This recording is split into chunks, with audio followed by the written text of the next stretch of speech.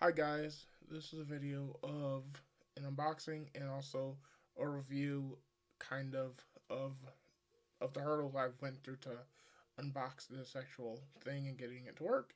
You'll see that is right now, as you see, it's already set up, and that's what I'm recording on now. But you will see the difference in after the intro.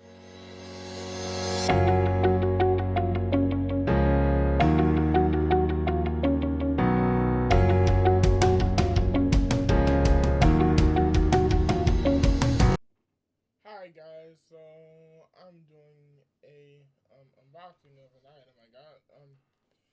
So the other thing is just some TRS cables for the KRK rockets you see there and there, which are not there anymore. Like this whole thing has gotten set up. I was gonna update this picture, so you'll see. I was also gonna do a um new tour setup because I got new actually crap. So let's see. So I'm gonna do it in unboxing of this. The id4 Mark II. I was gonna get the id14. I mean, it's the id4. This is the id4 Mark II by Audient. I was planning on getting the Mark 14, but for what I'm gonna do, I'm not gonna have two XLR inputs in here, which I didn't need to because I'm not gonna have two microphones. I'm gonna have only one set of speakers on here, also one set of headphones, and maybe one instrument at a time. And so IDI4, the ID14 would have been way too much. It also cost $2.99. This one was $1.99. Can leave you the total link on Sweetwater. What you get is a guide. You get a piece of plastic covering the interface. You get the interface, but I'm going to show you that next. What's under at the bottom is a USB-C cable to USB-C, so you can hook it up to a USB-C computer, or you can just use a USB-C to USB-A cable, which is I'm going to use because this one is too extra long to go. This is too short to go to my USB-C port onto the side of my computer, which is over there. Over there. So sorry. Um. So this isn't long enough. So this is the cable right here. It's only around 3 inches or 6 inches, not 6 foot. If it was 6 foot, it would fit because I'm going to use an Anchor USB-C to USB-A cable. Plug it right where my um interface is at right now. And since it's USB-C, I might plug it into the USB 3 port that's over here, or I might just plug it into the computer itself. Um, yeah, so there's that. I'm going to show you the interface.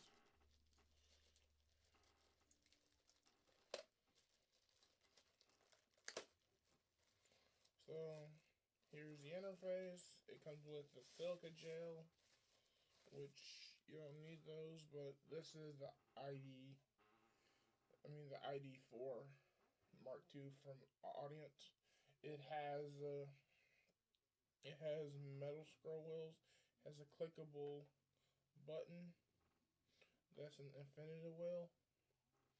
It has clickable, so it's controllable with the ID4 software on Mac OS, and um, Windows too. It, and so you can mix the inputs from the DAW, and you can mix the input, and you can mix the DAW. For this one, you can press the ID button. It has it has because this is for the gain for the guitar. This is the gain for the mic. This is the DAW slash input mixer. Here's the volume wheel. Here's the um, guitar. Here's the headphone. It has a 1/8 and a 1/4 jack for basically either regular headphones, or if you have a 1/4 jack, you plug it in here. And if yours can go to 1/8 or 1/4, then you just can plug it into either or of these. It does the same input as both inputs, does actually the same. And then the back is where stuff is. Has 48 volts of phantom power, meaning it can provide 48 volts of true phantom power for actually condenser microphones that basically use that always need phantom power. If you have a dynamic mic, you basically are just plugging it in and you don't touch the phantom power button, or you can damage your actual microphone. Here's the line in slash mic input. You can use it as a line in port, or you can use it as a mic port, because there's a little input for a line in cable, or you can hook up a XLR cable. Right here is your out left and right audio channel for TRS or TS. I'm going to use TRS-K cables. And then you can hook them to a TRS capable speakers, like the KRK Rockets, or pretty much any speaker that are studio monitors, or a mkii, or pretty much anything. It's made out of full metal.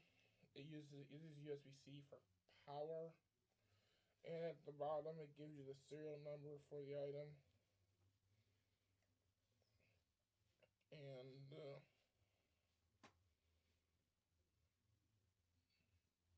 yeah, so has a Kensington lock on here, so if you want to lock it down to your desk, you can. It has a clicky wheel. It has a volume meter telling you it can go from 0 to 6. It goes from 0 to -6 to -12 to -18 to -36. It'll tell you if it has USB power. Yeah, so where I might put this at is, if I might put this where my stream deck is at. I don't know, right, which is like right over there, which on this case is over here. For if I'm looking, but if you're looking at the image, it's right over there. So yeah, so I might put this over here and use my this cable, the USB-C cable, because I really don't need to hook up my MIDI keyboard that's right here to my USB port, to my USB-C port, because I want to get full power from actually this. I don't, because the MIDI keyboard doesn't need to be full power. It just needs to be able to be actually played. Because right now I only have 3 USB ports, and they're all full with another 6 items hooked up to them to one USB port, because I'm using a USB hub, which can be powered by it. Because one's a 3.1 port, and so because this computer has stuff for that, so I'm gonna use this mainly for my microphone, and also I'm gonna use this for my microphone. I'm gonna use this for my music production stuff, and I just need a better interface than the Focusrite Scarlett Solo, because the Solo is a Gen 2 one. It has lesser quality than actually the id4. The id4. The id14 outperforms both of these. Well, outperforms the Scarlett, but I just needed this because it was cheap at the time, and I got it because it was a new interface, and I'm having issues with the Focusrite Scarlett Solo. And so I'm just trying to upgrade my audio devices so I can have better quality. So yeah, I hope you liked the video. That's the unboxing of this. Tell me if you want to hear a sound test. I was going to do a sound test after I actually set everything up, but if you want to hear a sound test for between the microphone after I get everything leveled how I like it, because how I have it now is the gain is on max for this microphone because of where I have it. The microphone is literally like right over here. It's not in front of my face because where I have everything set up now, it can't really be put in front of my face without it getting in the way of my display. So I put it where it's at so it can still pick up my voice and it doesn't pick up much bad background noise, because if I do actually this, it picks it up just a tiny bit, but it doesn't pick up like it picks up tapping, which is close, but it doesn't pick up the air conditioning. It doesn't pick up the fan noise that happens from my laptop. It doesn't pick up some stuff, so I actually redid my desk. So yeah, so I'll let you listen to that after I finish. So this is going to be an audio test. So well, you'll see how it sounds compared to the last one. The last part was unedited and it was on with the same mic on the Scarlett Solo from Focusrite. This is the um, audient for id4 Mark II. So I'm gonna start out with this is gonna be partially the review portion of this. I'm gonna talk about why I kind of like it now and I kind of don't like it. I've been at this for around this video for around I think around 6 hours, 6 to 8 hours straight because of I had some issues. First issue was I was trying to. It comes with software. The software is Cubase LE, which is a cut down version of Cubase. That's an awesome software when it works. And so I was running an older version of Cubase, and I decided to get this version of Cubase, which is a newer version. And when it doesn't allow you to um, the computer itself doesn't allow you to Windows doesn't allow you to have the software that is on Windows and Mac OS, which is the E licenser. Doesn't allow you to have an E license, 2E license, which is basically two electronic licenses that would be on there. You can have one E license and one hardware license, which is a USB dongle that you plug into your USB port, and when you turn on Cubase, it will just work. And once it works, you literally can you have to keep plugging in, and once you're done using it, you unplug it, and it would just and then the key would be active on that computer. And you can't basically mix different those licenses together, because if you do, one will become deactive and you can't use the other one because it says one's already registered to this e-licenser software. So you need a hardware one to have two of them, and a software one to have. So it's either one hardware and one software, or one hardware and either one software. So that's the one issue I had with actual. This is not with this audio interface itself. So the issue I had with basically that issue was with the Cubase and how they make, instead of making a simple key to actually work, in order to make a simple key that you can just copy and paste into the software, just to make it easier, like what pretty much mostly every other software does, you literally can do actually that. And you can do actually that. Sorry about the squeaky. So now going on to the audio interface. I can't test the speakers yet because I don't have the cables. They're coming in the mail today, supposedly. I can probably upgrade. I can probably tell you how they sound with the speakers, but they sound pretty good with headphones. I tried them with the headphones I have on, which are the HD600, the HD650s, which are open back, and they sound really good after the issues.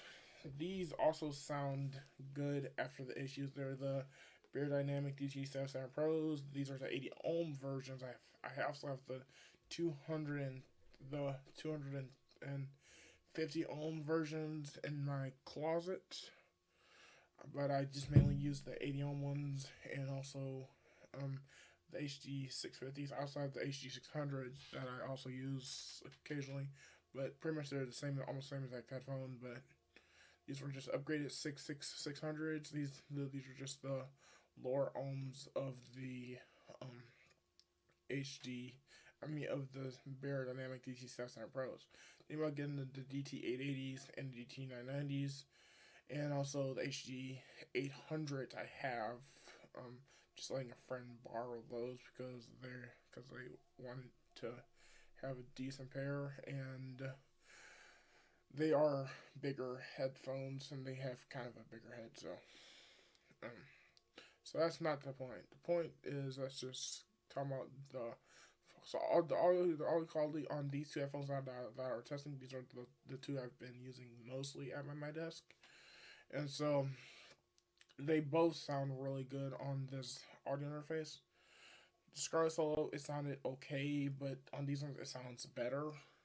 Um, that's but with the interface starts the issues. The issues I had with this interface, it's like really good interface, but the issue I actually have is in order to get this to actually work, you literally have to go onto the ID onto the audient website, find the actual audio interface, type in and then you download it, which would download the drivers.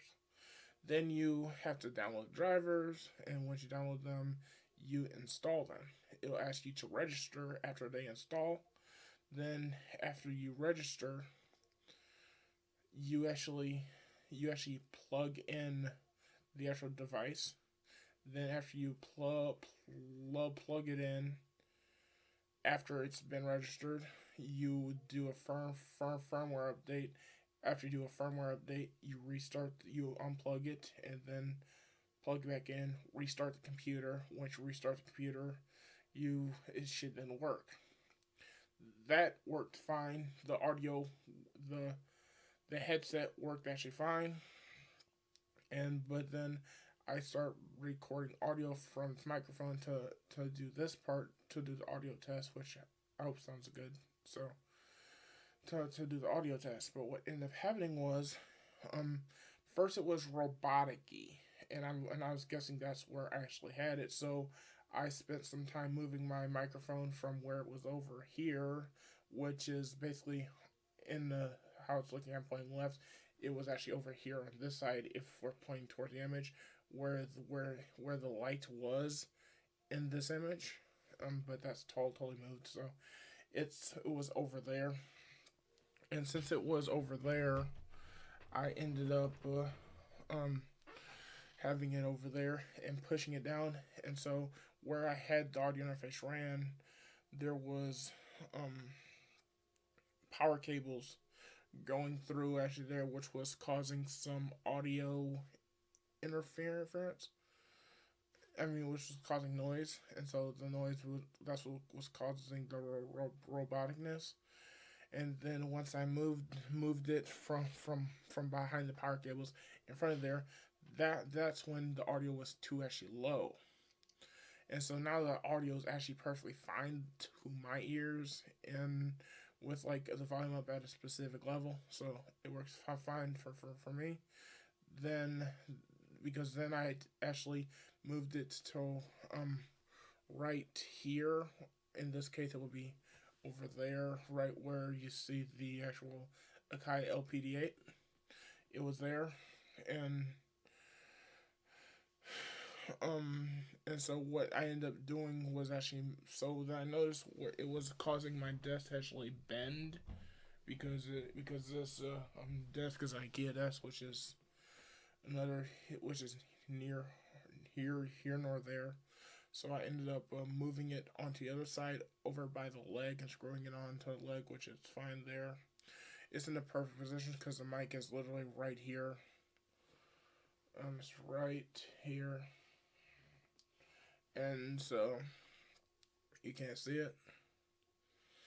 And so after I got that working, I had issues where basically the actual sound would basically be in the speak in my headphones, and then when I shut down when I restart the computer,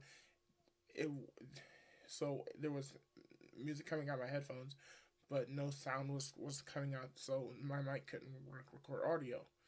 But then when I basically recorded audio, and after I restarted, I basically restarted, and then I could record audio, and it would pick up the audio in OBS and other stuff, and it could be seen. But then I couldn't hear any audio from actually my headphones, and I was making sure that because I have another way of hearing audio while these speakers aren't plugged in, it's using my monitor right here, which is a TV that has speakers on there, just for the occasional case when I don't want to turn on these speakers and I don't want to use headphones, and also when I don't want to just plug everything up there. So going back to basically that, so and I kept doing this. I kept trying to see what the issue was. So I ended up making it so using these when Windows uses the actual devices, where basically it's in under advanced and under the sound settings, under the old sound settings on actual Windows. And so I made that. I thought that was the issue, so that didn't fix the issue. So this is like getting this to actually work, because I've never used um the id4 before. I mainly used Scarlet before, which is basically just double click and it literally just worked. I never had to mess with like it was at the. So the thing about Scarlet is the Scarlet Solo is that, or Scarlet in general, as long as it's the desktop interface, that it just automatically detects what your refresh your your sample rate is, and so and it would just work. So the id4 Mark II, which is the one I have, actually, because I set the actual sound rate to 444.1 kilohertz, which is standard Windows, and so it's standard Windows, and I noticed every time I changed the sample rate that my interface would basically make a buzzing noise, like it's changing refresh rate. I mean, it's sample rates, like it's actually something's happening. And so every time that happened, I I set it to 44.1 kilohertz, and and then it made the like buzzing noise, and then I basically opened up OBS, and I had OBS up open, and I could detect my actual voice, and I could record my voice, and I can also listen to audio. But this was basically just for in OBS. But then when I closed OBS, thinking, oh, I fixed it, I opened up Fubar 2000 and no audio. So then I just said, let me actually start.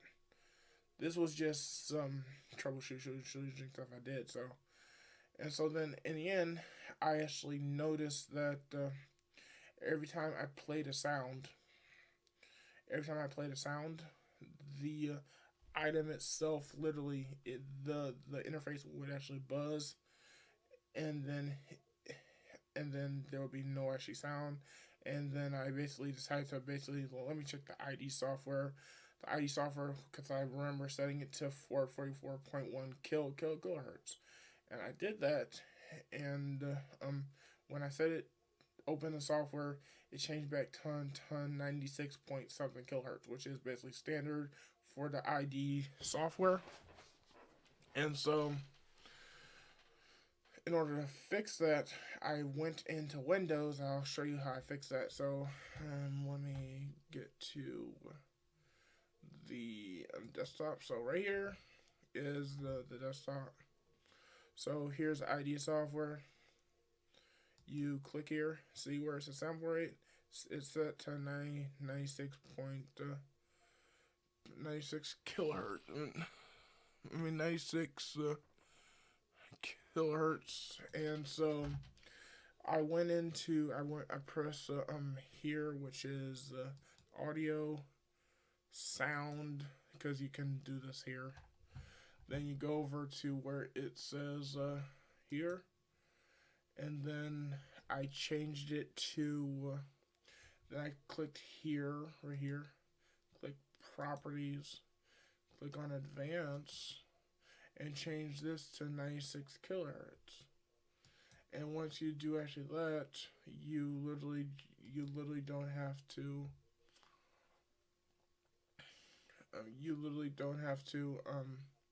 it should fix the issue, because it fixed the issue for actually me, because for some reason, whatever kilohertz says that to in like the software, it didn't want to work. And when I did that, it just it just stuck for a little bit. And when I opened up a different software, it just stopped. And then it basically went back to 96 kilohertz. And once it went back to 96 kilohertz, I basically figured out eventually 6 hours of just shooting this. I ended up fixing it so it would just boot from actual there. And so, yeah, I hope it just worked, and now it's recording and I can get my audio. Hope it sounds pretty good. This is like me talking around this far away from actually the mic from where I'm sitting, which is pretty far. TV is like literally right over there. Yeah, hope you liked the video, so thanks for watching. Bye.